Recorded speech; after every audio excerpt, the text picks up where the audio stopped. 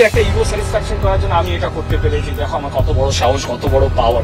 এইবার কোটা আন্দোলনে যে সকল শিক্ষার্থী মারা গেছেন তাদের বিরুদ্ধে মুখ খুললেন ওপার বাংলা সুপারস্টার দীপ। ইন্টারনেট ব্ল্যাকআউট, এরপর যে সকল শিক্ষার্থীরা সেনাবাহিনী, বিজেপি কিংবা তৃতীয় পক্ষের গুলিতে মারা গিয়েছে তাদের বিরুদ্ধে সরকারের যথাযথ পদক্ষেপ গ্রহণ না করায় ক্ষিপ্ত অনেকেই। এর মাঝে বাদ যায়নি কোনো দেশই। এইবার বাংলাদেশের এই করুণ পরিস্থিতি দেখে বুক ভার করলেন দেব।